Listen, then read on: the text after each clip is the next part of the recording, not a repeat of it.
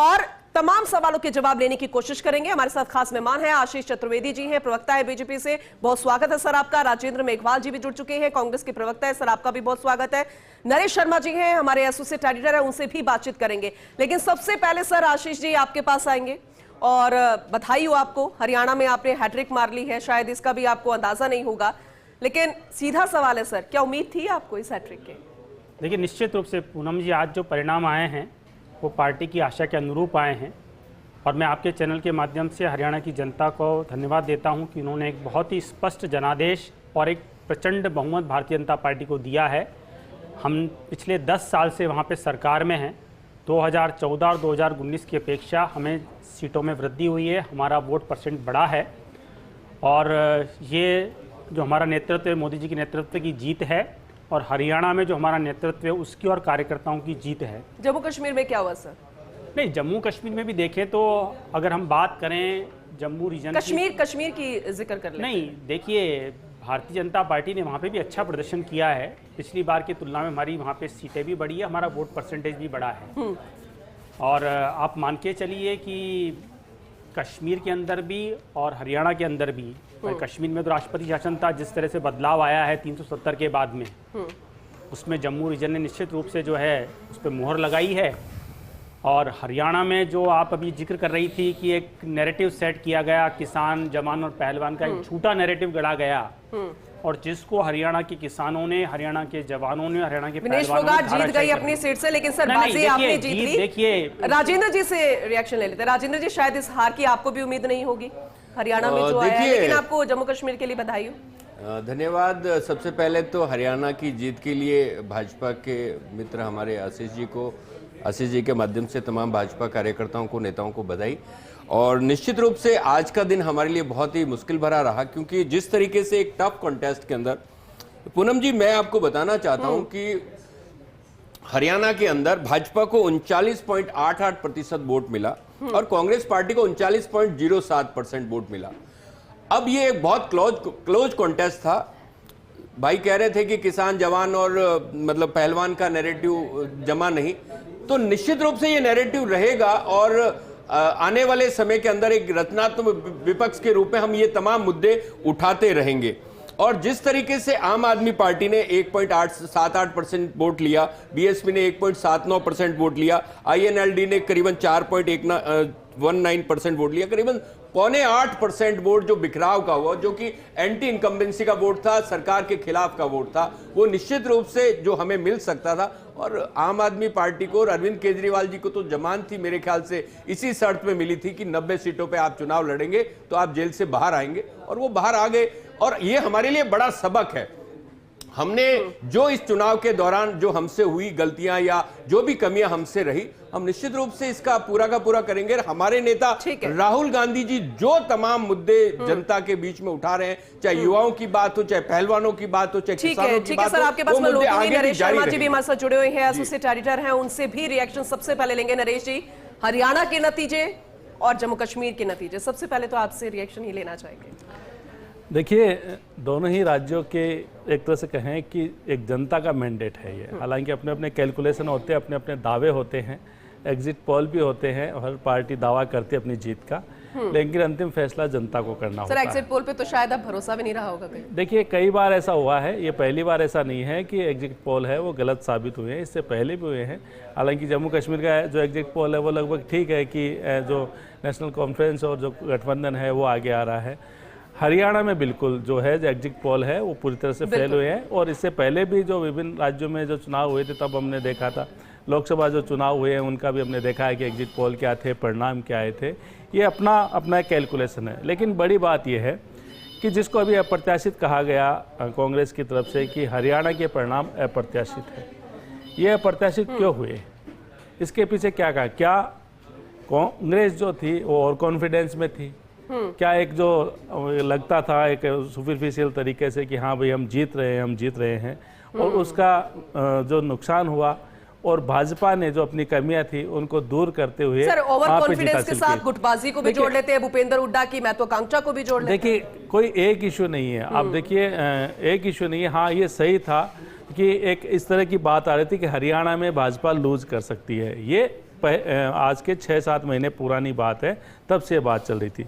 लेकिन देखिए पूनम, एक शाहरुख खान की फिल्म आई थी बाजीगर, इसका डायलॉग था कि हारी हुई बाजी जो जीतता है वो बाजीगर कहलाता है। राजनीति में भी यही होता है।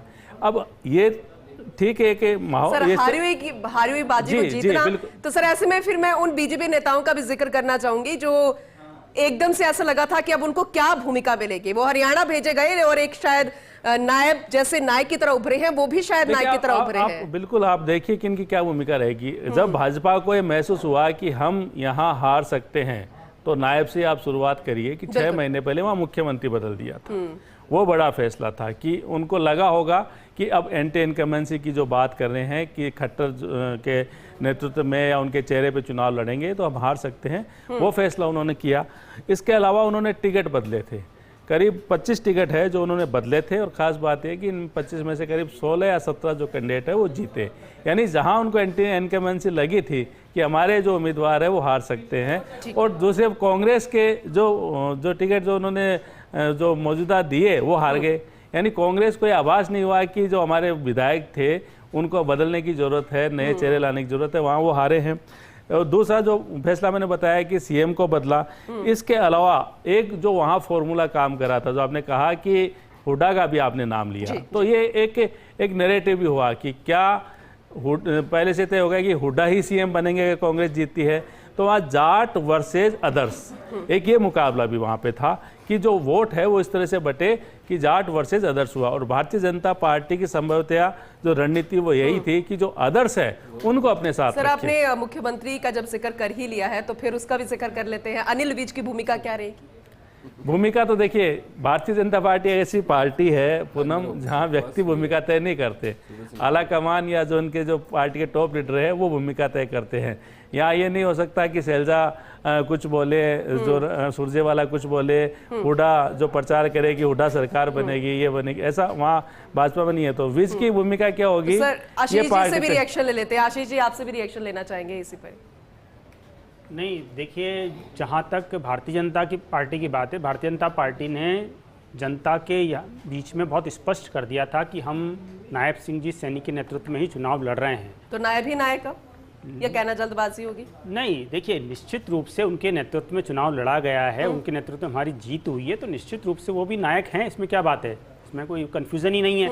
और जहाँ तक कांग्रेस की बात है, जिस तरह से कांग्रेस ने वहाँ पे जातिवाद की राजनीति की, जिस तरह से वहाँ पे दलितों का अपमान किया, जिस तरह से एक झूठा नैरेटिव गढ़ा गया, तो कांग्रेस को ये समझना पड़ेगा कि पिछले, अगर हम 2014 की बात करें पूनम जी, तो 2014 के बाद से जो चुनाव हुए हैं, कांग्रेस एक भी राज्य में अपने आप को रिपीट नहीं कर पाई है। और भारतीय जनता पार्टी की अगर हम बात करें तो हमने हरियाणा में रिपीटेशन दिया है 3री बार, हम असम में रिपीट होकर के आए हैं, हम उत्तर प्रदेश में रिपीट होकर के आए हैं, हम गुजरात में रिपीट होकर के आए हैं। कांग्रेस, आप बताइए क्या कारण है कि कांग्रेस किसी भी राज्य में रिपीट नहीं कर पाती है? तो हम उत्तराखंड का जो है, हमने ट्रेंड्स जो है वो चेंज किया। उत्तराखंड में एक बार कांग्रेस, एक बार बीजेपी था, लेकिन हमने 2022 में उसको बदला है। तो भारतीय जनता पार्टी है, मैं बार बार कहता हूँ कि हमारा एक जो ऑर्गेनाइजेशन, उसका एक कल्चर और एक स्ट्रक्चर है। मतलब हम बूथ स्तर से लेकर के प्रदेश स्तर तक हमारा एक क्रम है कार्यकर्ताओं का, जिम्मेदारी देने का। और ये संगठन की जीत है, ये हमारे नेताओं की नेतृत्व की जीत है, और ये हमारी जो जन कल्याणकारी नीतियां हैं उनकी जीत है। अब किसानों की बात करें, जैसे किसानों के बारे में, अभी कांग्रेस को बताना चाहिए ना कि उन्होंने किसानों के लिए क्या किया। और कहते हैं बहस कर, आप हम चर्चा करने के लिए तैयार हैं, आप चर्चा कीजिए कि आपके समय पे एमएसपी क्या थी, हमारे समय पे एमएसपी क्या होगी, आप कितना जो है खाद्यान्न खरीदते थे, हमारी सरकार कितना खरीदती है, 35 और देखिए पूनम जी, एक बहुत इंपॉर्टेंट बात बहुत फर्क यहाँ पर नजर आया है। पूनम जी, राजस्थान के लिए एक बहुत इंपॉर्टेंट पॉइंट है। आज राजस्थान की 8 कश्मीर का भी करोड़ जिक्र कर जनता लेते हैं को ना, भी, राजस्थान की 8 करोड़ जनता को राहत मिली है, उपचुनावों में भी पड़ेगा। जिस तरह वहाँ के मैनिफेस्टो में जिक्र किया था कि हम जमुना जो समझौता है। सर, जम्मू कश्मीर का भी जिक्र कर लेते हैं, वहां पर जो चुनौती बनी हुई थी शायद उससे पार नहीं पा पाई बीजेपी। कोशिश अच्छी रही?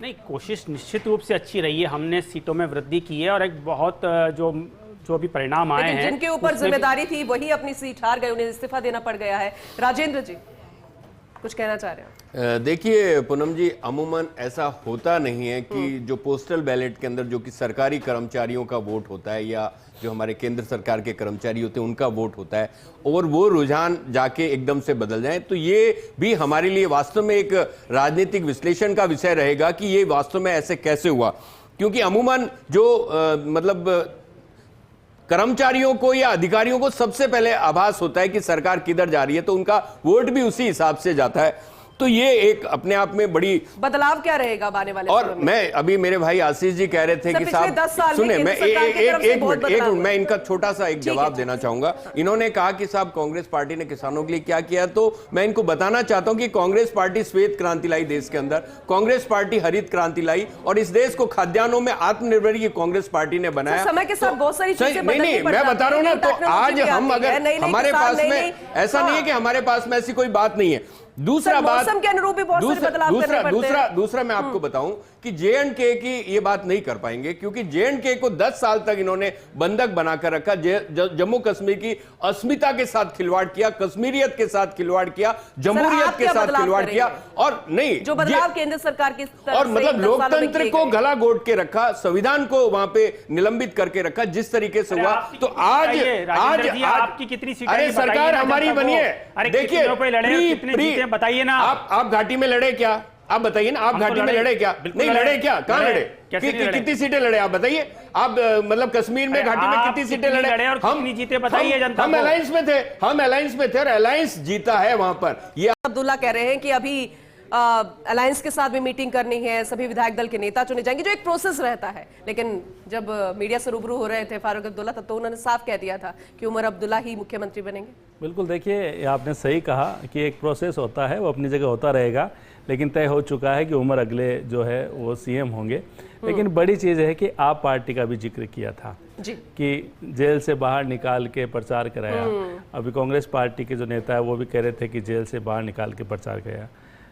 लोकसभा चुनाव में राहुल गांधी ने किसको वोट किया था? कांग्रेस को दिया था या आप पार्टी के उम्मीदवार को वोट दिया था? जब वो जेल में थे तब कहते हैं कि उनको जेल में डाल दिया, अब बाहर आते हैं तो कहते हैं कि साहब इनको जेल से वोट के लिए बाहर निकाल दिया। कम से कम जो है हर पार्टी जो है उनको अपना स्टैंड है वो क्लियर रखना चाहिए। सर वो तो समझ में नहीं आता ना, कांग्रेस का दिल्ली में क्या रिलेशन है, पंजाब में क्या रिलेशन है, जम्मू कश्मीर में क्या रिलेशन है कांग्रेस का आपके साथ? तो देखिए हर जो है अब ये तो अब जब, और रही बात ये कि जम्मू कश्मीर में, तो जम्मू कश्मीर की जो जनता ने मैंडेट दिया है उस मैंडेट के अनुसार नई सरकार को काम करना होगा और जो भी वहाँ की समस्याएं हैं, जो भी वहाँ की दिक्कतें हैं और जो तमाम जो परिवर्तन हुए हैं पिछले 8-10 सालों में, उन परिवर्तनों के अनुभव के आधार पे जो भी दिक्कतें आई हैं उनको 370 या 35 पर कोई फैसला लिया जा सकता है? देखिए, क्योंकि बार बार ये कहा गया है कि देखिए ये वहाँ के सिर्फ विधानसभा के फैसले से कुछ नहीं होना है, क्योंकि जब ये फैसला बदला गया था तब भी एक कठिन और लंबी प्रोसेस थी और समय की परिस्थिति ऐसी थी जो सेंटर के फेवर में थी, इसलिए फैसला लिया। अब क्या पॉसिबल है ये चीजें? अगर सिर्फ विधानसभा पारित भी करती है तो जब तक जो केंद्र सरकार है, जो संसद है वो कुछ नहीं करती तब तक नहीं हो पाएगा। ये तमाम जो चीजें हैं क्लियर है सर, बिल्कुल नहीं हो पाएगा, क्योंकि ये तमाम जो संवैधानिक प्रक्रिया है उसकी पालना करनी होती है और इसी कारण से भाजपा को काफी लंबा इंतजार करना पड़ा था फैसला लेने के लिए। जब एक ऐसी परिस्थिति बनी वहाँ पे कि जब राज्यपाल का शासन था तब जाके फिर वो काम कर पाए, तो ये अलग इश्यू हो जाएगा। बड़ी चीज़ ये है कि मंथन करने की कि आखिर जो है वो किस तरह से, चाहे भाजपा है वो जम्मू कश्मीर में क्यों नहीं सरकार बना पाई, कहाँ क्या कमी खामी रही, जो घाटी की बात की जा रही कि वहाँ क्यों कमज़ोर रह गए, वहाँ क्या ऐसे कारण रहे कि उनके उम्मीदवार नहीं जीत पाए, ये बड़ी चीज़ है। और रही हरियाणा की बात, तो ये अप्रत्याशित ही है, मान के चलिए आप। ऐसा क्या हुआ कि जो कांग्रेस का जीत का दावा खुद कांग्रेस से कर रहे थे, तमाम वहाँ से रुझान आ रहे थे, तो फिर ऐसा क्या हुआ कि कांग्रेस जो लगभग जीती बाजी के अनुसार वो हार गए। इस पे मंथन करने की जरूरत है। क्या और कॉन्फिडेंस था, क्या इनकी स्ट्रेटजी है वो ठीक नहीं थी?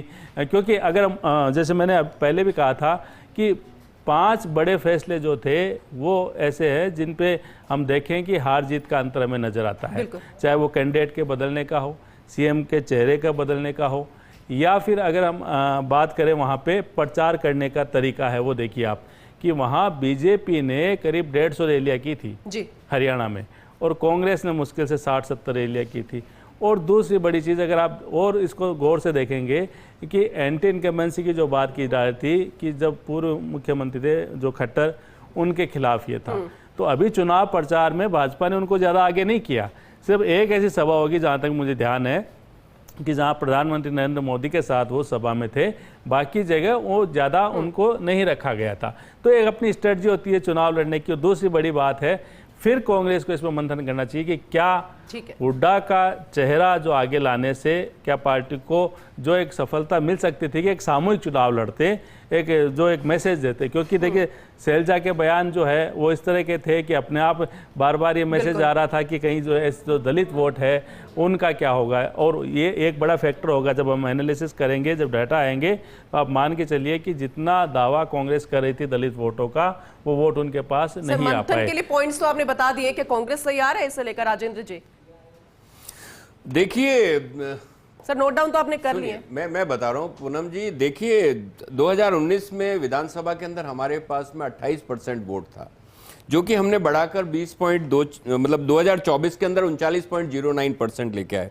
और भाजपा का वोट शेयर घटा है। अमूमन ऐसा हुआ नहीं है। भारत, सुनिए ना, सुनिए तो सही, वही तो मुख्यमंत्री भी डिक्लेयर हो जाएगा। मैं कह रहा हूं ना आपको, सुनिए तो सही। ये वास्तव में राजनीतिक विश्लेषकों के लिए, जो इलेक्शन सेफोलॉजिस्ट हैं, उनके लिए बहुत बड़ी गणना का विषय है। ये आने वाले समय में बहुत सारी चीजें आपको पता भी चलेगी कि ये क्या गणित हुआ है। तो निश्चित रूप से, और रही बात हमारी पार्टी की, तो अब चुनाव चूंकि जनता का जनादेश है, जनता का जनादेश सर्वधार्य है, और उसके बाद में जो भी कमियां हम में रही, हम आत्मचिंतन भी करेंगे, विश्लेषण भी करेंगे, और भविष्य में उनके साथ में सुधार भी करेंगे। बहुत कम होता है, लेकिन नहीं होता है, बिल्कुल होता है। देखिए ऐसा, सुनिए, देखिए कांग्रेस बहुत पुराना, सर इसीलिए अभी इस बार कांग्रेस बहुत, चुनावों में देखिए भाजपा और कांग्रेस में आप फर्क समझिए। प्रधानमंत्री मोदी अपने तमाम वादों को डिलीवर करने में विफल रहे हैं। सुनिए ना, सुनिए तो सही, तमाम वादों को डिलीवर करने में कोई फायदा ही नहीं है ना। मैं क्या कह रहा हूं आपको, आप सुनेंगे जो जवाब लेना था, मैं कह रहा हूं, जब आप सुनेंगे तभी तो पता चलेगा। हो गया जवाब। नहीं हुआ जवाब नहीं हुआ। जब वो पूरे अपने वादे डिलीवर करने में विफल रहे हैं, उसके बावजूद भी सरकार बनाई है। यही तो मैं कह रहा हूं ना, फायदा ही नहीं है। मैं यही तो आपको कहना चाह रहा हूं ना कि ये अपने आप में एक बड़ी बात है। जनता किस आधार पे वोट दे रही है, ये सोचने वाली बात है कि आज मैं आपको हरियाणा की एक बात बताता हूं। हरियाणा में राहुल जी जब अमेरिका गए थे, तो डंकी रूट से जो हमारे बच्चे जो अपना आधा किला या एक किला बेचकर जाते हैं, 1 करोड़ रुपया देके जाते हैं, वो विदेशों में जाते हैं, यूएस जाते हैं, कनाडा जाते हैं, इंग्लैंड जाते हैं, ऑस्ट्रेलिया जाते हैं, वो तमाम जगह जाते हैं। उस लड़के के साथ जब दुर्घटना हुई, उस लड़के के परिवार से जब वो करनाल में घोगड़ीपुर गांव के अंदर मिलने गए, सुनिए तो सही, आज नहीं बोलेंगे, बाकी रिएक्शंस पे मैं आपको क्या कह रहा हूं, मैं आपको क्या कह रहा हूं, अगर हम डिबेट सकारात्मक रूप से करें तो युवाओं की बात सुननी पड़ेगी। तो सर ठीक है, एक सवाल फिर युवाओं को लेकर मैं भी आपसे करती हूँ। सर सिर्फ आप, राहुल गांधी अमेरिका जाते हैं, विदेश जाते हैं, उन बच्चे से मिलते हैं जो दुर्घटना का शिकार हुआ और कई सवाल उसने खड़े किए, और उससे मिलने के लिए करनाल भी जाते हैं। सर आपने कहा कि जनता क्या चाहती है समझने की कांग्रेस को जरूरत है, ये बात आपने एक्सेप्ट की है, तो क्या बाकी युवा नहीं है सर? सुनिए तो हरियाणा में सिर्फ एक ही परिवार है, क्या दूसरी जगह नहीं जाना चाहिए? जनता क्या चाहती है सर? चारों तरफ जाइए ना। 2019 में भाजपा का कितना वोट था, और आज 2000 जो अभी सत्ता में आ गए, 2024 में वोट घटा है ना। चेक कीजिए वोट घटा है। अरे वोट घटा है सर, शर्त लगा लीजिए, वोट घटा है आपका, वोट आपका घटा है, फिर भी सीटें बढ़ी है। जाने की जरूरत होती है, स्ट्रैटेजी में थोड़ा सा बदलाव लाने की जरूरत है कांग्रेस को। सर ये बात आप एक्सेप्ट कर चुके हैं कि जनता के दिल को समझने की जरूरत है। कर लेंगे ना, लेकिन आपको कर लिया आपने, कर लिया भी जाननी पड़ेगी। कर लिया आपने सर, दिखा दिया। इसका रिएक्शन मैं नरेश जी से ले लेती हूं। नरेश जी जो ये कह रहे हैं, क्या इससे आप इत्तेफाक रखते हैं? क्या इससे आप, मेरे ख्याल से नरेश जी बेहतर तरीके से बता पाएंगे कि बिल्कुल सर, इसलिए मैं उनसे सवाल कर रही हूं। बढ़ती है तो शायद मेरे ख्याल से सर वोटिंग प्रतिशत बढ़ा तो जम्मू कश्मीर में बीजेपी का भी बढ़ा है। जम्मू में राजस्थान का, बताइए एक बात बताइए नरेश जी, राजस्थान का इतिहास रहा है कि 0.5% जो वोट है उनके डिफरेंस से सरकार बदल गई थी। 0.7 जी।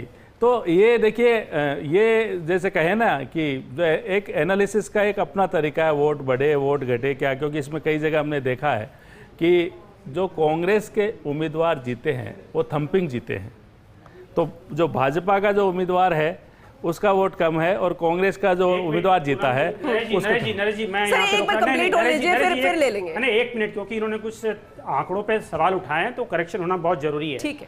2019 के विधानसभा चुनाव में भारतीय जनता पार्टी को 33.20 वोट प्रतिशत मिला। 2019 के विधानसभा चुनाव में हमको 36.49% मिला और अभी के जो चुनाव हुए 2024 के हमको 39.67 वोट परसेंट मिला है।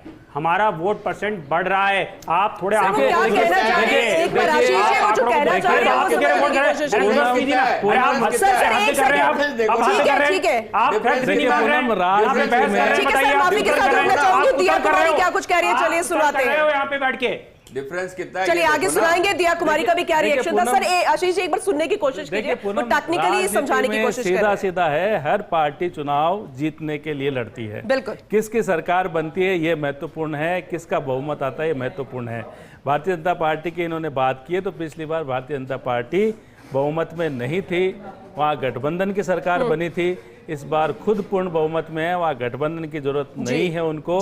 तो ये आंकड़े बताते हैं कि जनता ने क्या मैंडेट दिया है और वोट प्रतिशत ये पार्टी के लिए है, ये जनता के लिए महत्वपूर्ण नहीं है। बिल्कुल। जनता ये देखेगी कि हम पे शासन कौन करेगा, हमारा मुख्यमंत्री किस पार्टी का होगा, उस पार्टी की क्या घोषणाएं थी वो ठीक पूरी है सर, होगी जम्मू या नहीं कश्मीर के होगी। वोटिंग प्रतिशत को भी एक बार फिर से समझा दीजिए। बिल्कुल, देखिए जम्मू कश्मीर की भी जो हम बात करें, अब फिर वो बात जो उन्होंने कहा कि गठबंधन की सरकार हम जीती है और आशीष जी ने जो एक सवाल किया था कि कांग्रेस ने कितनी जीती है, तो कांग्रेस तो मुश्किल से जो पिछली बार जो अगर इससे पहले जब भी चुनाव हुए थे उससे भी माइनस में जी। है, उससे कम उनकी सीटें आई है। जो नेशनल कॉन्फ्रेंस है वो अपनी सरकार बना रही है, तो ये तो ठीक है, गठबंधन का मामला है तो ये कह रहे हैं कि हमारी सरकार है, बाकी अब इनकी कोई ज़्यादा सर, भूमिका मुझे तो लगता फिर नहीं उनकी है। भूमिका क्या रहेगी जो बिल्कुल देखिए, कुल मिला के यही है कि वहाँ पे अगर जम्मू कश्मीर की आपने बात की है, कांग्रेस की भूमिका चुनाव प्रचार तक थी, जो मुझे लगता है कि गठबंधन का फैसला किया। अब सरकार के फैसलों में क्या भूमिका रहती है ये महत्वपूर्ण है। यही सर, हाँ यही सर, मैं राजेंद्र जी आपसे भी यही कह रही थी, क्योंकि आप अभी भी ओवर कॉन्फिडेंस में हैं, आप अभी भी कह रहे हैं कि हम कर लेंगे। सर जनता चाहती है कि आप कुछ करें, चाहे फिर अगर अपनी सरकार बनानी है तो जनता के लिए ही सोचना होगा और जनता के बीच जाके सोचना होगा। राजेंद्र जी, मैंने आपको पहले भी यही कहा था कि सिर्फ एक करनाल मत जाइए, और भी जगह है वहां पर भी जाइए। देखिए, हरियाणा में सबसे ज्यादा बेरोजगारी, सुन लीजिए ना, उसके बावजूद भी किसान पूरी तरीके से परेशान, युवा बेरोजगार परेशान, और बेटियों के साथ जो बदसलूकी वो तो पूरा देश देख चुका है। तो फिर तो भाजपा साफ हो जानी नहीं, चाहिए अरे यहाँ पे। साफ देखिए, सुनिए, फिर तो साफ भाजपा साफ और नहीं साफ होने का ये तो विश्वास नहीं हो पा रहा है, इन्हें भी अभी भी जो शुरुआत हुई मैं आपको क्या कह रहा हूँ, चुनाव परिणाम अपने सामने है, लेकिन आपको ये मुद्दे खत्म नहीं हो जाते नरेश जी, ये मुद्दे कभी खत्म नहीं हो सकते। राजेंद्र जी, पहलवान का मुद्दा खत्म नहीं हो सकता, युवा का मुद्दा खत्म के साथ रोकना चाहूंगी, टू बी कंटिन्यूड करेंगे। दिया कुमारी क्या कुछ कह रही है ये सुनवा लेते हैं। तो तीसरी बार एक बार फिर से भारतीय जनता पार्टी चुनाव जीत चुकी है, सरकार बना ली है। बहुत जल्द मुख्यमंत्री कौन होगा ये भी साफ हो जाएगा, कौन आखिर हरियाणा का नायक होगा। लेकिन नरेश जी, आप बहुत सारी बातों को क्लियर कर रहे थे जो जरूरी भी है, क्योंकि आशीष जी और राजेंद्र जी उसी पर ही लगातार बहस कर रहे हैं। वोटिंग प्रतिशत का मुद्दा हो या फिर दलित और किसानों का मुद्दा हो। राजेंद्र जी, नरेश जी, सब आप पहले क्लियर। बिल्कुल, देखिए मेरा कहना ये था कि ये ठीक है, इनके अपने चुनावी मुद्दे थे, लेकिन मैं फिर ये कह रहा हूँ कि हम अगर हरियाणा की बात करें, सबसे ज़्यादा चर्चा में चुनाव हरियाणा का था कि हरियाणा में भाजपा रिपीट करेगी या कांग्रेस का राज आएगा। आपने तमाम मुद्दे गिनाए, आपने पहलवानों की बात की, ठीक है, पहलवानों का आंदोलन हुआ, खिलाड़ियों का आंदोलन हुआ, किसानों का आंदोलन हुआ था, वहाँ पे एंटी इनकम्बेंसी की बात करें तो फिर ऐसा क्या हुआ? क्या आप जनता तक अपनी बात पहुंचाने में नाकाम रहे? क्या आप इन मुद्दों को जो है वो सिर्फ हवाई रख पाए? जो वास्तव में वहाँ का आम जनता क्या सोचती है, आम वोटर क्या सोचता है, उसकी नब्ज नहीं टटोल पाए आप। इसका मतलब आपका जो वहाँ कहीं न कहीं जो संगठन है, वो संगठन आपकी बात, जो भी आपका मैंडेट था, पार्टी का मैंडेट था, उसको लोगों तक नहीं पहुँचा पाए या लोग उसको एक्सेप्ट नहीं किया। सीधी सी बात ये है इसमें कि लोगों ने एक्सेप्ट नहीं किया। लोगों ने अपना जो फैसला दिया है वो सीधा ये बताता है कि जनता जो है वो बहुत ही चतुराई से फैसला करती है। और अब हम तो देखते हैं कई बार कि जो लोग भाजपा की सभा में होते हैं वही कांग्रेस की सभा में भी नजर आते हैं, वही किसी और नेता को भी सुनने जाते हैं। लेकिन जब वो वोट देने जाता है, जब वो बटन दबाता है, तब उसका चेहरा कोई नहीं पढ़ पाता। क्योंकि इससे ये एक चीज़ स्पष्ट हुई कि मतदाता जो है वो काफ़ी होशियार, उसको पता है कि क्या करना है। अब उसके नब्ज जो है वो टटोलना एकदम से वो काफ़ी मुश्किल है। और बड़ी चीज़ ये है कि आखिर कुछ लोगों तक जो है, मुझे लगता है कुछ लोगों तक जो है वो कांग्रेस ने वहाँ अपना कैंपेन है वो सीमित रखा था। चेहरे जो आगे किए वो कांग्रेस के लिए जो है नेगेटिव गया, कि लोगों को ऐसा लगा, या जो भाजपा इसमें सफल हुई, इसको इसी तरह भी कह सकते हैं, भाजपा इस बात को लोगों तक पहुंचाने में सफल हुई कि साहब यहाँ जो है अगर चुनाव जीते हैं तो अमुक आदमी है वो मुख्यमंत्री बनेगा। तो वहाँ पे जो 36 बिरादरियाँ है उनमें जो कह सकते हैं जाटलैंड जो है वो सबसे ज्यादा है, लेकिन बाकी जो है उनको लामबंद करने में भाजपा सफल हुई है कि जाट वर्सेस अदर्स। सर, उम्मीदवार का चयन करना कांग्रेस के लिए बड़ा एक चुनौती भरा रहा, लेकिन उसमें वो सक्सेस नहीं हुई, क्योंकि कई पुराने उम्मीदवार ऐसे भी थे जिसमें कई महिला उम्मीदवार भी थी, वरिष्ठ हो चुकी है, लेकिन वो रोती हुई नजर भी आई थी जब टिकट बंटवारा हुआ था। देखिए, ये कहा जाता है कि जब किसी राज्य में चुनाव होते हैं और वहाँ पार्टी कार्यालय में तोड़फोड़ होती है और झगड़े ज़्यादा होते हैं और टिकट ना मिलने पे रोते हैं या अपनी नाराज़गी जताते हैं, तो मान के चलिए कि वो पार्टी अच्छा प्रदर्शन करने वाली है। ये एक इस तरह का एक आकलन है। ये ये नहीं है कि ऐसा होता ही है, लेकिन ऐसा आकलन है कि लोगों को ऐसा लगता है कि साहब ये पार्टी तो जीत रही है, मैं रह जाऊँगा, मेरा नंबर नहीं आ पाएगा, इसलिए ऐसा प्रदर्शन भी होता है, ऐसा विरोध भी होता है। लेकिन स्ट्रेटजी जो होती है, देखिए चुनाव जो है वो आज की दौर की हम बात करें, मैनेजमेंट का भी होता है। सिर्फ इसमें हम सभाएं कर लें, सिर्फ अपनी जो घोषणा पत्र में कांग्रेस की काफ़ी घोषणाएं की थी, भाजपा ने भी घोषणा की थी, लेकिन बड़ी चीज़ ये कि बूथ मैनेजमेंट कैसा है, ये भी अपना आप में एक फैक्टर होता है।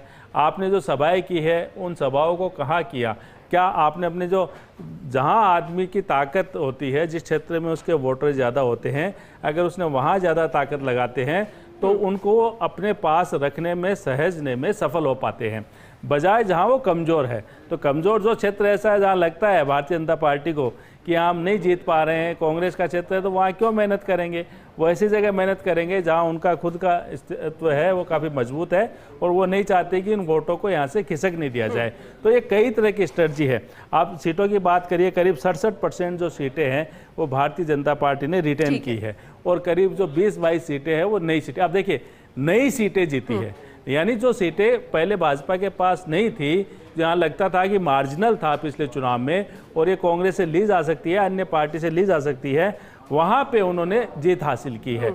और जो अगर हम कांग्रेस की बात करें तो कांग्रेस जो है वो दूसरों से छीनने में ज़्यादा कामयाब नहीं हुई है।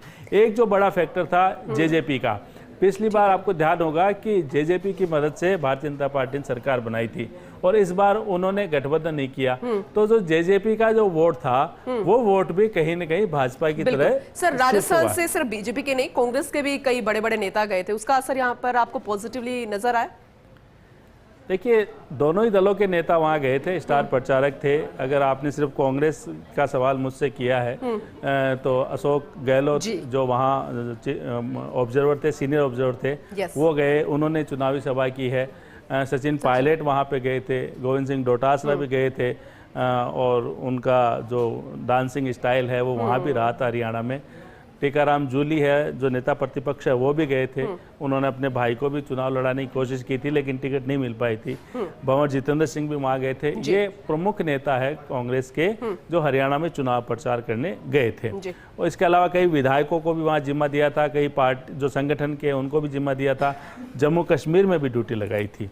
तो तब ये तमाम जो नेता थे उन कोशिश ये थी कि ऐसे क्षेत्र जो राजस्थान से लगते हैं और जहाँ इन नेताओं का प्रभाव हो सकता है वहाँ प्रचार करें। लेकिन देखिए, फिर जब सब चीज़ें आ जाती है रिजल्ट पे, आपने कितनी सभाएं की, आप कहाँ गए, आप कितने दिन रहे, ये सब महत्वपूर्ण नहीं है। महत्वपूर्ण ये है कि जहाँ आप गए वहाँ पार्टी जीती या ना जीती, फायदा हुआ, परिणाम आपके पक्ष में आया या नहीं आया। अगर आप 1 महीने भी हरियाणा में रहे और उस जगह आप 2 सीट नहीं जिता पाए तो आपके जाने का पार्टी को कोई मतलब ओवरऑल नहीं फिर है। कंक्लूजन क्या निकला? तो बिल्कुल देखिए, जहां मुझे लगता है कि मिला जुला जो परिणाम है वो आया है। जितनी आशा थी, जितना ये मान के चल रहे थे कि ये नेता जहां जहां जाएंगे, और क्योंकि जो मैंने कहा ना कि अप्रत्याशित सा है, अप्रत्याशित इस मायने में है क्योंकि एक अनुमान ऐसा लगाया जा रहा था, एग्जिट पोल इस तरह के थे और कह सकते हैं कि कांग्रेस नेताओं के दावे से थे, तो ये कांग्रेस के लिए अप्रत्याशित सा है कि ये क्या हुआ।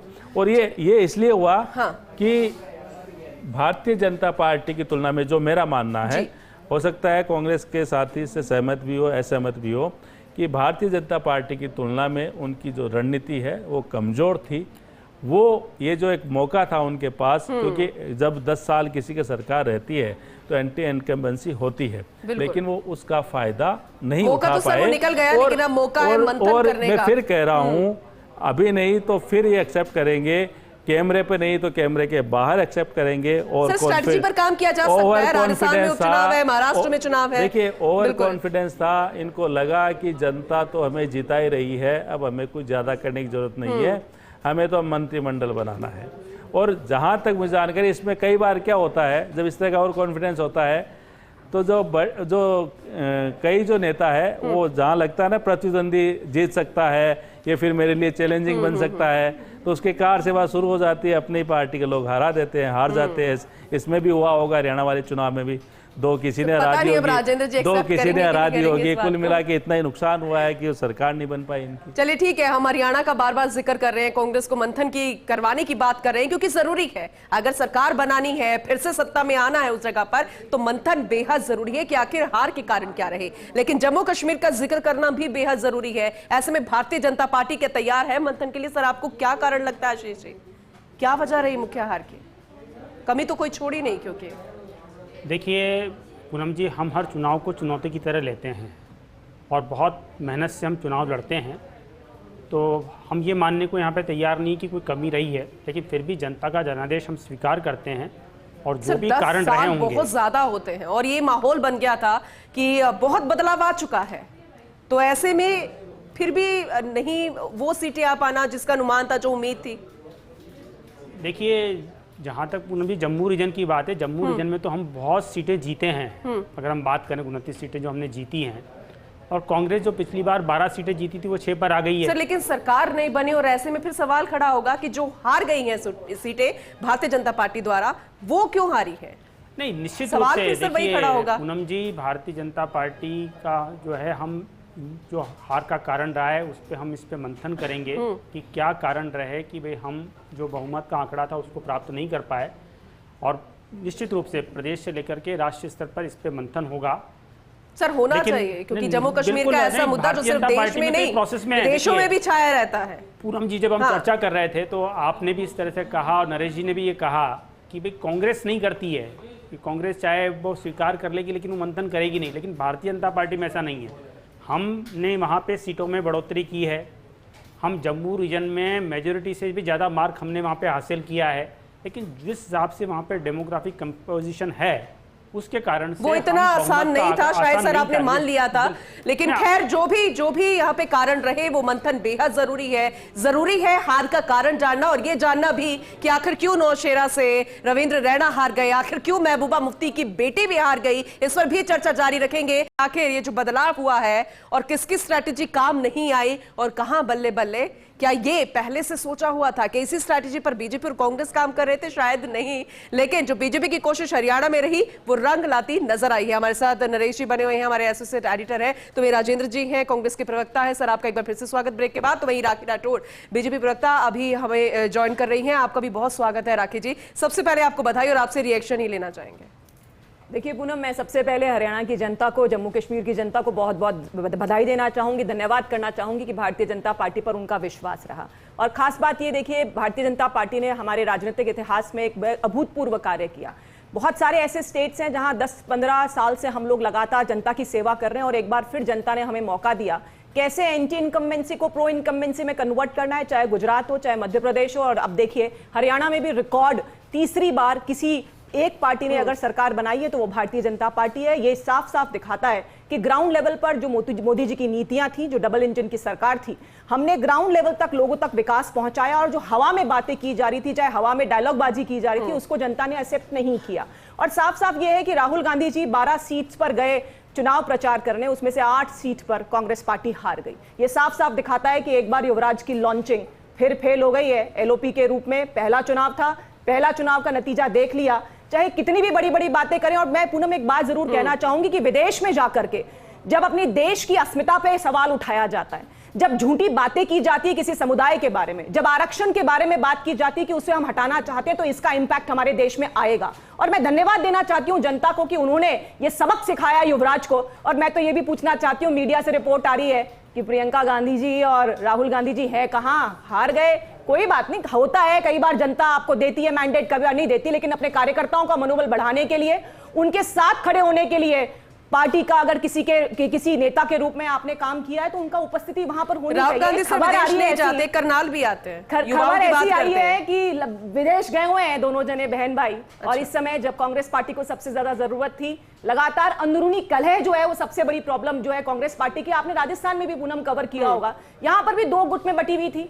आप चाहे कर्नाटक देख लें, चाहे आप हिमाचल देख लें, और अब आप हरियाणा देख लें, वहां पर दो गुटों में जिस तरह से कांग्रेस पार्टी बटी होती है, जनता कभी नहीं चाहती है कि बैसाखियों पर आकर के कोई भी स्टेट हो जाए। जिस तरह के वादे इन्होंने हिमाचल में कहे, जिस तरह के वादे इन्होंने कर्नाटक में, वहां तो मुख्यमंत्री खुद लैंड स्कैम में फंसे हुए हैं। अभी टॉयलेट टैक्स की भी बात करी थी, हिमाचल के अंदर टॉयलेट्स के अंदर जो है इन्होंने टैक्स लाने की बात की, वो प्रोटेस्ट हुआ और वापस लिया उस फैसले को। और इसीलिए जनता नहीं चाहती है कि कहीं पर भी कांग्रेस पार्टी। ठीक है राखी जी, जो जलेबी बनाई थी बीजेपी ने अपनी स्ट्रैटेजी के रूप में, वो कांग्रेस को समझ नहीं आई, लेकिन जनता उसे भाग गई और शायद इसलिए स्वाद लेने का मौका सिर्फ बीजेपी को मिला है और वो मीठा स्वाद फिलहाल चख भी रही है। लेकिन आपने गुटबाजी का जिक्र किया, आपने तमाम इस तरीके की चाहे टिकट बंटवारे की बात हम यहाँ पर कर रहे थे, बहुत सारे ऐसे कारण रहे हैं कांग्रेस के लिए, लेकिन क्या इसे इत्तेफाक रखते हैं राजेंद्र जी? क्योंकि पहले भी इस पॉइंट को छेड़ा गया था, तब इसे इत्तेफाक इतना रख नहीं रहे थे। देखिए पूनम जी, जहाँ तक इस चुनाव की बात है, इस परिणाम की बात है, तो निश्चित रूप से हम हरियाणा की जो जनता है उसके जनादेश का सम्मान करते हैं और निश्चित रूप से रणनीतिक रूप से शायद कुछ कमियां हमारी रह गई। हालांकि वोट शेयर के मामले में, चाहे पिछली दफ़ा जो हमारा 28% वोट शेयर था जब हमने 30 सीटें जीती थी, उसके बाद में हमने करीबन 39.1% हम वोट शेयर लेके आए, उसके बावजूद भी हमारी सीटें सिर्फ 7 ही बढ़ी। तो ये वास्तव में एक अपने आप में आत्मचिंतन की बात है और पूरा इस पे विश्लेषण भी किया जाएगा। लेकिन पूनम जी, यहाँ पर एक बात बहुत जरूरी है कहना, क्योंकि जिस तरीके का एग्जिट पोल, हालांकि एग्जिट पोल पे हम बहुत ज्यादा विश्वास नहीं करते हैं, हम एग्जिट पोल पे ही विश्वास करते हैं जो कि अब आ चुका है। तो जिस तरीके का एग्जिट पोल आया था उसके अंदर जिस तरीके के परिणाम के रुझान या जो कुछ भी दिखाया था, तो मेरे ख्याल से इस देश के, सुनिए एक मिनट सुनिए, इस देश के किसी भी मीडिया चैनल को, यहां तक कि मेरे को, हम लोग सुबह से वेट कर रहे थे कि 10 बजे तक हमारे पास में किसी चैनल से नहीं थे, सिर्फ शाम के टाइम हमारे स्लॉट बुक थे कि भाई परिणाम के बाद बात करेंगे। तो शायद प्रधानमंत्री मोदी जी को या तमाम भाजपा के शीर्ष नेतृत्व को भी इस बात का अंदाजा नहीं था कि वो इस तरीके से आएंगे। निश्चित रूप से ये जीते हैं तो इनको बधाई है, लेकिन हम भी कह रहे हैं कि इतनी बड़ी शायद बम्पर जीत क्यों नहीं, लेकिन जो जेएंडके का जो परिणाम आया है, तो निश्चित रूप से जेएंडके ने जो परिणाम दिया है, जो 10 साल। राजेंद्र जी, एक सवाल का जवाब भी दीजिएगा कि जब घर में कोई इस तरीके की घटना हो जाती है या घर में जब बच्चे जो है वो स्कूल परीक्षा में सही पास नहीं होते हैं, कोई ऐसा रिजल्ट आता है तो बड़े सांत्वना देते हैं। ऐसे में जैसे राखी जी ने कहा कि राहुल गांधी, प्रियंका गांधी विदेश दौरे में जिस वक्त यहाँ होना चाहिए था, निश्चित ऐसा क्यों सर? हर बार ऐसा ही होता है? नहीं, ऐसा कुछ भी नहीं है प्रियंका जी, सॉरी पूनम जी, कि अभी मैंने आपको जैसा शुरू में बताया कि आम आदमी पार्टी जिस तरीके से चुनाव लड़ी, राखी जी शायद उस दिन डिबेट में मेरे सवाल का जवाब सुनिए, मैं उसी पे ही आ रहा हूं कि आम आदमी पार्टी 1.78% वोट लेके आई, बीएसपी 1.79%, आईएनएलडी 4.1। तो ये जो विपक्षी वोटों का बिखराव था या एंटी इनकम्बेंसी का जो वोट था, एंटी स्टैब्लिशमेंट का जो वोट था, उस वोट को सुनिए, मैं हमारी आपको ये बात नहीं कह रही हूं सर, जनता में बहुत ही गलत संदेश जाता है। मैं क्या कह रहा हूं, हम बार बार कहते हैं सर जनता ही जनार्दन है, और अगर आज भी वही देखेगी कि राहुल गांधी, प्रियंका गांधी आज के दिन भी विदेश दौरे में है, तो सर एक गलत मैसेज आएगा। क्या प्रधानमंत्री जी विदेश दौरे पे नहीं जाते? अरे भाई कोई प्री होगा ना, ऐसा नहीं था कि भाई सर आप उनको देखिए, देश के अंदर, दुनिया के अंदर, दुनिया में किसी को ये अंदाजा नहीं था कि यही परिणाम आने वाले हैं। तो वो तो निश्चित रूप से वो जनता के साथ है, अपना काम करके चले गए और वो रिजल्ट भी सामने है। लेकिन कम से कम सर आज के दिन तो होना चाहिए, और पहले भी ऐसा हो चुका है। सुनिए, आप मानिए इस बात को, आपने खुद ने भी कई बार इसको अंडरलाइन किया है कि ये परिणाम अप्रत्याशित है और हम इसका विश्लेषण करेंगे। हम जनता के जनादेश का सम्मान करते हैं, लेकिन इसके अंदर जो पेच है ना, उसको भी हम विश्लेषण करेंगे। और हमारे पार्टी के अंदर, चाहे हमारे संगठन के रूप में, चाहे हमारे नेताओं के रूप में, या जो भी हमारे टिकट वितरण को ले, आपको मैं फिर बता दूं कि 50% मौजूदा सीटें हारे, लेकिन हमने रिटेन भी की, नई सीटें हम जीते भी हैं। ऐसा नहीं है 37 सीटें हम जीते हैं, 30 थी हमारी, तो इस बार हम 7 सीटों को प्लस किया। भाजपा ने भी मेरे ख्याल से 7 सीटें ही बढ़ाई है भाई, 40 तो इनकी पहले से भी थी। और वोट शेयर के मामले में भी, वोट शेयर के मामले में हमारा बड़ा, हाँ, लेकिन परिणाम हमारे खिलाफ आया, क्योंकि एंड ऑफ द डे जो रिजल्ट आता है, हुड्डा जी को आपने सुना सर, इनकी नाराजगी शायद बढ़ती जा रही है, या महत्वाकांक्षा बोले, या फिर ये कहें कि जिन्होंने अच्छा प्रदर्शन नहीं किया उन पर कार्रवाई सरकार को माफ कीजिएगा, कांग्रेस को करनी चाहिए, ये वो कहते नजर आए हैं। ये पार्टी स्तर पे, या जो हमारी अनुशासन समिति है, या जो भी जिन लोगों के लिए भी जो बात होगी ना, ये पार्टी फोरम पे और बंद कमरों में चर्चा की जाने वाली चर्चा है। तो लेकिन सर जग जाहिर हो चुकी है, नरेश जी, हुड्डा जी के इस मीडिया के सामने आने के जो रिएक्शंस थे, उस पर आप क्या कहना चाहिए? देखिए, तो होना है, ये जो नाराजगी कहें या चेहरे पर उदासी है, लाजमी है, क्योंकि सुबह तक ये था कि शपथ कब लेनी है, मुख्यमंत्री मैं बन रहा हूँ, मेरे साथ कौन कौन को शपथ दिलानी है, ये प्लानिंग थी। और अब ये तय करना पड़ रहा है कि हार के कारण क्या बताया जाए। तो ये तो तमाम जब कांग्रेस के जो नेता बैठेंगे, और हार के कारण तो कुछ उनको पता भी है। और रही बात यह है कि अभी जिक्र किया है राजेंद्र जी ने आप पार्टी का कि ये बिखरा हुआ है, वोटों में बिखरा हुआ है, ये हुआ है।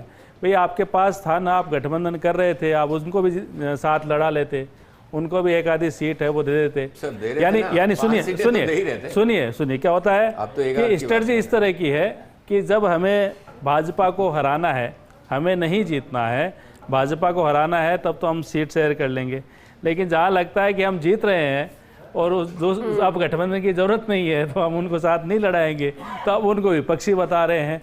खैर, ये राजनीति का अपना एक पार्ट होगा। सर, हर राज्य में थोड़ा सा अलग-अलग हो जाती है, लेकिन बहरहाल बिल्कुल आप देखिए, ये जनता का फैसला होता है। 3 उदाहरण देखिए आप यूपी से चलिए, मायावती, एक समय उनका राज था, उनका बोलबाला था, आज उनकी स्थिति क्या है। उसके बाद आप चलिए जेजेपी, जो पिछली बार किंग मेकर थे, उनके सहयोग से भाजपा को सरकार बनानी पड़ी थी, उनके नेता थे, वो डिप्टी सीएम बने थे, आज उनका असर क्या है।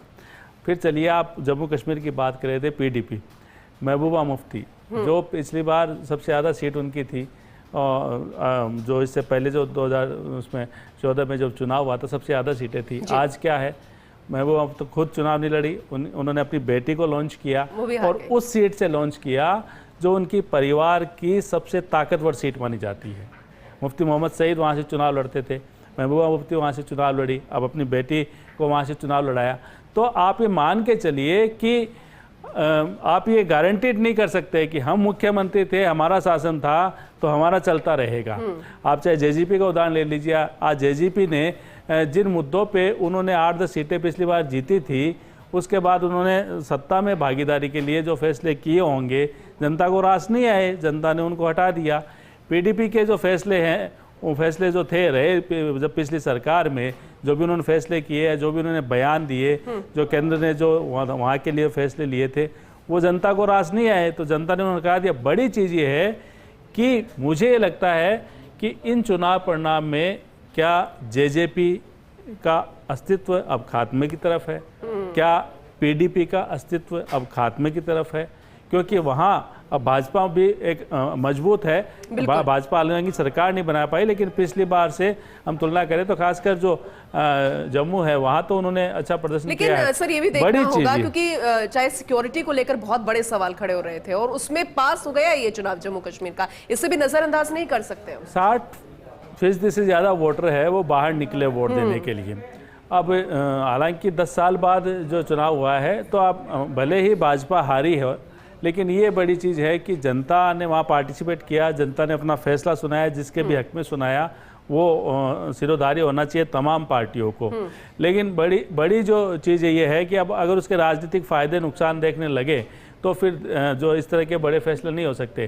कि अब भाजपा अगर ये सोचने लग जाए आज कि साहब हमने तो 370 हटाई थी, हमने तो ये किया था, जनता ने हमें तो जिताया ही नहीं, तो जब देश के लिए या महत्वपूर्ण जो फैसले होते हैं तब उनमें हार जीत मेरे हिसाब से नहीं देखनी चाहिए। अगले कदम का इंतजार करना होगा। हालांकि देखिए, अगर राजनीतिक चश्मे से अगर हम देखें तो ये सही है कि भाजपा को जो उम्मीद थी या भाजपा के जो नेताओं को, कार्यकर्ताओं को उम्मीद थी, उस उम्मीद के अनुसार परिणाम नहीं आए। तो उनको भी विश्लेषण करने की जरूरत है कि क्यों उनके जो वहाँ बीजेपी के अध्यक्ष रहे ना वो हार गए। यानी उनके खिलाफ कोई मजबूत रणनीति बनी थी, और रणनीति ऐसी बनी थी जो नेशनल कॉन्फ्रेंस ने बनाई थी कि हिंदू बाहुल्य जो वो सीट है वहां पे उन वोटों को बंटवारा किया गया। नेशनल कॉन्फ्रेंस की महत्वपूर्ण भूमिका हम देखते नजर आ रहे हैं। उनका जो कैंडिडेट है वो इस तरह का उतारा ताकि, हालांकि जो वहाँ रहना है उनकी एक छवि थी कि वो कट्टर हिंदूवादी है, काफ़ी आक्रामक है, लेकिन उसी जो उनका जो अंदाज है, जो उनकी खासियत थी, उसी को उन्होंने विपक्षी पार्टी ने उसको हथियार बनाया। उन्होंने भी ठीक उसी तरह से जो है वहाँ पे राजनीति का गेम खेला, उसमें वो सफल हो गए। तो देखिए, चुनाव अपनी जगह है। चुनाव में मैंने क्या कहा कि ये मैनेजमेंट का चुनाव है। हरियाणा में कांग्रेस जो है मैनेजमेंट करने में फेल रही, भाजपा सफल रही, बीजेपी सफल रही। और सर, ऐसे में वापस राजस्थान की ओर घूम लेते हैं, क्योंकि आने वाले समय में राजस्थान में उपचुनाव है और उसका असर पड़ता नजर आएगा, सिर्फ राजस्थान के उपचुनावों में नहीं बल्कि महाराष्ट्र के विधानसभा चुनावों में भी। लेकिन सर, हम बार बार कह रहे थे कि कांग्रेस के भी दिग्गज गए चुनाव के लिए, प्रचार के लिए, जो ज्यादा असर नजर नहीं आया, लेकिन बीजेपी के जो दिग्गज गए थे उसका असर पड़ता नजर आया। इतना ही नहीं, मुख्यमंत्री भजनलाल शर्मा भी कई जगह पर प्रचार प्रसार करते नजर आए, उनके चेहरे पर आज वो खुशी नजर आ रही थी। लेकिन सर, सतीश पूनिया को नहीं भूलना होगा, उनका कद बढ़ गया है। तो ऐसे में क्या सर भविष्य में राजस्थान की राजनीति में वो सक्रिय नजर आएंगे, या फिर केंद्र की हम बात करें राष्ट्रीय में किसी संगठन, किसी बड़े पद पर वो नजर आ सकते हैं? देखिए, दो बड़े नेता प्रचार करने गए थे जिनका आपने अभी जिक्र किया है, मुख्यमंत्री भजनलाल शर्मा, और उनकी जो खुशी हमें कुछ देर पहले बीजेपी कार्यालय में देखने को मिल रही थी कि जब वो गए, प्रचार किए और पार्टी जीतती है तो खुशी होती है। जलेबी खुद भी बना रहे थे, खिला भी रहे थे, चाशनी भी अच्छी थी शायद उनमें, इसलिए वो मुस्कुरा भी रहे थे। और सतीश पूनिया का जो आपने जिक्र किया है, मेरा ये मानना है कि सतीश पूनिया के लिए एक संजीवनी जैसा है। ये राजनीतिक पारी जो है उनके लिए एक नई ताकत देना जैसा है, क्योंकि वो खुद चुनाव हार गए थे, काफ़ी निराश थे। आमेर के लिए उन्होंने जो उस समय पोस्ट की थी तो काफ़ी निराशा झलक रही थी, लेकिन फिर भी पार्टी ने उनको बड़ी जिम्मेदारी दी, हरियाणा जैसी। और देखिए, चुनौतीपूर्ण, देखिए मैंने फिर क्या कहा कि भाजपा को ऐसा लगा था पहले वहाँ पे कि हम चुनाव लूज कर रहे हैं, इसलिए उन्होंने वहाँ चेहरा बदला, और चेहरा बदल के साथ साथ ऐसे नेता को जिम्मेदारी दी जो भले ही खुद विधानसभा चुनाव हार गए, लेकिन उनकी जो संगठन के रूप में उनकी जो काबिलियत है उसके आधार पे उनको हरियाणा का जिम्मा दिया। और वही देखिए, वो पार्टी तय करेगी कि फायदा उनको कैसे देना, उनकी क्या जिम्मेदारी होगी, क्योंकि इससे पहले भी राजस्थान के कई नेता है, और माथुर का अगर मैं जिक्र करूँ, कई ऐसे राज्यों के प्रभारी रहे हैं जहाँ पे उन्होंने भाजपा को बार बार जितवाया है, चाहे गुजरात की बात करें, छत्तीसगढ़ की बात करें, ऐसे कई राज्यों के प्रभारी रहे हैं। तो अब चूंकि सतीश पूनिया को पहली बार जिम्मा मिला था और कहीं ऐसा लग रहा था, एक धक धक रहती है कि पहली बार जिम्मा मिला और पार्टी कहीं चुनाव हार ना जाए, और उस जगह अगर वो थम्पिंग मेजोरिटी से जीतते हैं। और दूसरी महत्वपूर्ण बात है, जब प्रचार अंतिम समय में था तब उनका एक ऑपरेशन हुआ था और वो अस्पताल में उनको रहना पड़ा था, प्रचार करने के लिए नहीं जा पाए थे। तो ऐसे व्यक्ति को जब ये खुशी मिलती है कि उन्होंने जो काम किया था पार्टी जीतती है, तो ज़रूर मुझे लगता है कि ये उनके लिए, मैं फिर सब जो इस्तेमाल कर रहा हूँ, उनके लिए एक राजनीतिक संजीवनी की तरह होगी ये जीत, हरियाणा की जीत। राजस्थान के नेता में अगर सतीश पूनिया की बात करें तो ज़रूर अब पार्टी का जो शीर्ष नेतृत्व है, जो लीडरशिप है, उनकी नज़र में सतीश पूनिया भी अपने आप में एक बड़े रणनीतिकार की जो सूची है उनमें शामिल रहेंगे आने वाले समय में, और जो है उनको महत्वपूर्ण जिम्मेदारी दी जा सकती है। जी राखी जी, एक महत्वपूर्ण जिम्मेदारी दी जा सकती है, लेकिन कहां पर? क्योंकि राजस्थान में भी उपचुनाव है, क्या वहां पर सक्रिय होते नजर आएंगे या फिर संगठन में, राष्ट्रीय संगठन में उनकी एक अहम भूमिका हम देखेंगे? देखिए पूनम, एक बेसिक डिफरेंस जो कांग्रेस पार्टी और भारतीय जनता पार्टी में है, भारतीय जनता पार्टी कार्यकर्ता कैडर बेस्ड पार्टी है, और इसमें जब समय समय पर पार्टी की तरफ से जो जिम्मेदारी दी जाती है हर जना उसको निभाता है। आज आपके सामने प्रवक्ता के रूप में हूँ, कल को कोई और जिम्मेदारी मिलेगी और हो सकता है कुछ ना मिले तो भी एक आम कार्यकर्ता के रूप में ग्राउंड लेवल पे काम करूंगी। और यही काम हर एक बड़े से बड़ा नेता, चाहे छोटे से छोटा कोई भी कार्यकर्ता हो, वो लगातार बिल्कुल पार्टी के लिए काम करता है। और यही खास बात है, ऐसा हुआ वहां पर भी हरियाणा में भी कि संगठन का इतना बड़ा स्ट्रांग वहां पर हमारा होल्ड था कि ऊपर से चाहे कोई भी एग्जिट पोल हो, सब ऊपर से जो काम हुआ, धरातल पे क्या स्थिति थी अंदाजा ही नहीं था। और इसीलिए मैं कहना चाहती हूं कि वहां पे संगठन का एक बहुत बड़ा मजबूत हम लोगों ने आधारशिला जो है वो रखी है।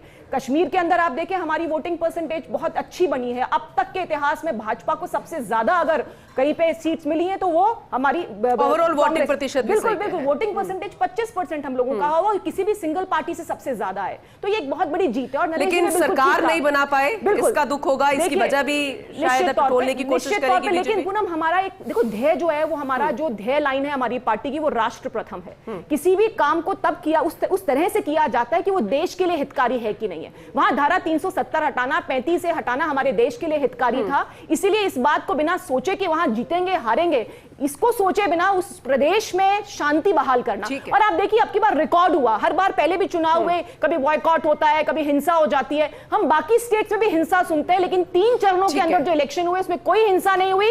ये इलेक्शन कमीशन और भारत सरकार की जीत है। और मैं मानती हूं कि एक देश को यूनाइटेड रखने में जो प्रयास भारतीय जनता पार्टी का था उसमें हम सफल। लेकिन ये बताइएगा राखी जी, क्योंकि आपने 10 साल का ही हमसे कर लेते हैं, थोड़ा बहुत तो विश्वास बनाया होगा जम्मू में, इसलिए रिजल्ट आया, चाहे ज्यादा बोल देते हैं, लेकिन घाटी में आखिर ऐसा क्या हुआ? और अब तो सरकार भी नहीं है, तो फिर उस विश्वास को कैसे कायम रखा जाएगा? कहीं वो और ज्यादा माइनस तो नहीं जाएगा? देखिए विश्वास निश्चित तौर पे है। आप देखिए पिछली बार जो हमने 2019 के बाद में जब धारा 370 हटी, उसके बाद में वहां पर्यटक जो है वो 2 करोड़ के आसपास पहुंचे। वहां पे आप अगर आप जा रहे हैं, लेकिन राहुल गांधी भी हुआ। देखिए राहुल गांधी अगर आइसक्रीम खा रहे हैं लाल चौक पे, वहां पे अगर तिरंगा लहरा रहे हैं तो वो भारतीय जनता पार्टी की देन है, क्योंकि वो एक ऐसी जगह है जहां पे तिरंगा लहराना भी बड़ा मुश्किल काम हुआ करता था। तो निश्चित तौर पे आप ग्राउंड लेवल पे बात करेंगे तो लोग ये बात कहेंगे कि पत्थरबाजी, जो गणतंत्र था उसे गणतंत्र में कन्वर्ट अगर किसी ने किया है तो वो भारतीय जनता पार्टी ने किया है। फिर मैं वही बात कहूंगी, एक प्रदेश के रूप में अगर किसी राज्य को जो उनको मिलना चाहिए हक वो दिया है अगर, तो भारतीय जनता पार्टी ने दिया है। वहां पे शांति बहाल हो रही है। और ग्रेजुअली जैसे हमने अपने ग्राफ को इंक्रीज किया, पिछली बार हमारी 23% वहां पे हमें वोट मिले 2014 में, आज हमें वहां 25% से ऊपर। और सिंगल लार्जेस्ट पार्टी अगर आप वोट परसेंटेज में देखें तो हम सिंगल लार्जेस्ट पार्टी के रूप में वहां पर उभरे हैं। एक जीत है, एक वहां के निवासियों की जीत है कि कैसे वहां के अधिकार जो है लोगों को मिले हैं। पत्थर की जगह पे आज लैपटॉप, रोजगार की बात कर रहे हैं, वहां पे शांति बहाल हुई है। निश्चित तौर पे एक राष्ट्र के रूप में भारतीय जनता पार्टी तिरंगा लहरा दिया गया है, बहुत अच्छी बात है। और ये प्राउड फील करता है हर एक हिंदुस्तानी जब वो जाकर वहां पे कहता है कि मैं हिंदुस्तान से नहीं आया, ये हिस्सा भी हिंदुस्तान का ही है। खैर बीजेपी अपना भगवा नहीं लहरा पाई, उसका दुख जरूर होगा, उस पर मंथन करने की जरूरत है। लेकिन राजेंद्र जी, मंथन करने का पहले भी डिस्कशन हुआ था कि हरियाणा में इसकी जरूरत है, कांग्रेस को उसे करना चाहिए। लेकिन हुड्डा की जब बाइट आई थी, अभी वो अपना जिक्र कर रहे थे, सुबह कुछ और मूड था, अभी कुछ और मूड है, उस पर अब सही से जवाब नहीं दे पाए। सवाल मैं करूं जी बिल्कुल बिल्कुल। राजेंद्र जी, क्या ये मानते हैं कि जैसा राजस्थान में कांग्रेस के लिए है वैसा ही माहौल हरियाणा में हुआ कांग्रेस के लिए, तो जैसा परिणाम राजस्थान में आया वैसा ही हरियाणा में आया? देखिए, हर एक स्टेट की अपने अपने अलग मुद्दे होते हैं। मैं रोकना चाहूंगी, जवाब लेंगे, लेकिन केंद्रीय मंत्री अनुराग ठाकुर क्या कुछ कह रहे हैं सुन लेते हैं। वहाँ पर भी भारतीय जनता पार्टी को एक जगह सरकार बचानी है, तो दूसरी तरफ चुनौती है झारखंड में। क्या कहना है सर? मैं दोनों राज्यों में हाल ही में जाकर आया, जब ये दोनों जम्मू कश्मीर हरियाणा के चुनाव थे, तब मैं 2 दिन निकाल के वहाँ पे भी गया। जो परिवर्तन यात्रा झारखंड में चली, क्या शानदार यात्रा रही। हर जगह हजारों की तादाद में लोग उमड़ कर आए और लोगों को लगा ये जो रोहिंग्या मुसलमान या घुसपैठिए हैं, ये कैसे झारखंड के लोगों के हक मार रहे हैं, और उनको संरक्षण देने का काम कांग्रेस, आरजेडी और झारखंड मुक्ति मोर्चा की सरकार कर रही है। वहाँ भ्रष्टाचार नई ऊंचाइयों पर पहुँचा है, महिलाएं अपने आप को असुरक्षित समझती हैं, ट्राइबल के हक छीने जा रहे हैं। वहाँ एक एमपी, तो बीजेपी नेता आप अनुराग ठाकुर को सुन रहे थे, अभी उनको क्या जिम्मेदारी दी जाएगी भविष्य में, ये देखने वाली बात होगी। लेकिन राजेंद्र जी, आप नरेश जी के सवाल का जवाब दे रहे थे, पहले वो सुन लें। देखिए, नरेश जी ने बहुत महत्वपूर्ण सवाल किया, लेकिन हर एक स्टेट के मुद्दे अलग होते हैं और जो भी चुनाव के दौरान जो चीज़ें तय होती हैं उनके अनुसार होती है। तो दो राज्यों को एक साथ कंपैरिजन करना मेरे ख्याल से ठीक नहीं है। कांग्रेस की राजनीति नहीं, कांग्रेस में यहाँ जो है अशोक गहलोत है, सचिन पायलट है और भी एक दो नए नाम जुड़ बहुत गए ही सदा हुआ सवाल हैं। है। वैसे ही आप हरियाणा माँ में के जवाब दे रहे हैं। हुड्डा है, सुरजेवाला है, सैलजा है। हिमाचल और कर्नाटक भी बोल दो ना साथ साथ ही। हिमाचल में सुक्खू है, विक्रमादित्य है, कर्नाटक के अंदर डीके शिव कुमार, सिद्धारमैया, ये एक साथ ही पूछ लेते हैं, चारों को बता दीजिए। देखिए, मैं सिर्फ इतना कहूंगा कि ये चुनाव जो परिणाम आया ना, तो हो सकता है बेहतर रणनीति के तौर पे भाजपा ने ये चुनाव जीता है, लेकिन हम भी इस चीज को लगातार, आपको पता है वोट शेयर की बात हो जहां तक, तो बहुत ज्यादा फर्क नहीं है, 0.8% का फर्क है और उसके अंदर इतनी सीटों का फर्क आया।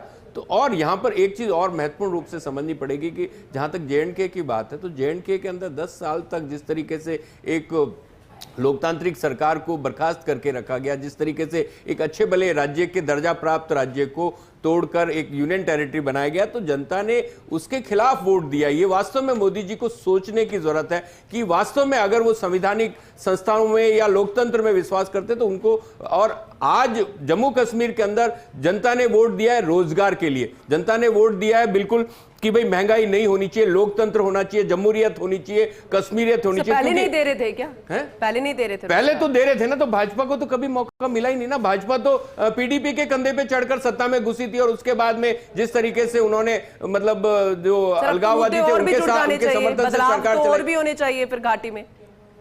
क्या कह रहे हैं? मुद्दे तो और जुड़ जाने चाहिए ना, मुद्दे हैं ना। तो मैं क्या कह रहा हूं, अभी युवाओं का सबसे बड़ा मुद्दा है रोजगार। आपको पता है देश का जो एवरेज है ना, उससे दुगने से भी ज्यादा आपको पता है युवाओं को रोजगार वहां पर क्यों नहीं मिल पा रहा था?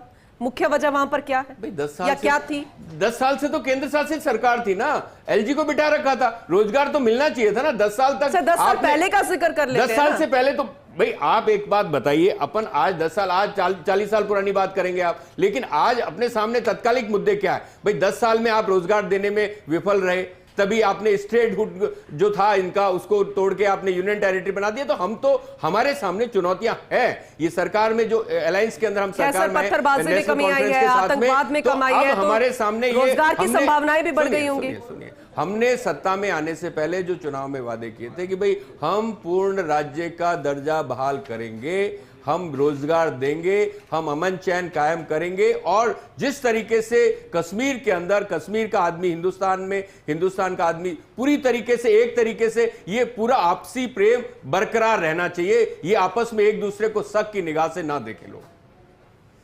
राखी जी, देखिए अमन चैन की शायद ये तो मुद्दे तो सेम ही थे, ज्यादा फर्क नहीं था, क्योंकि ये तो मांग हर कोई, स्टेटहुड का मुद्दा है। ये सब बातें लोगों को कहा था, लेकिन अगर कांग्रेस का वोट परसेंटेज आज मैं कहूं तो 12% है। जब ये कहते हैं कि कश्मीर के लोग और भारत के लोग, भारत के अन्य प्रदेशों के लोग एक साथ मिले, तो क्या धारा 370 को सपोर्ट करने वाली पार्टी के साथ में अलायंस बनाना चाहिए था?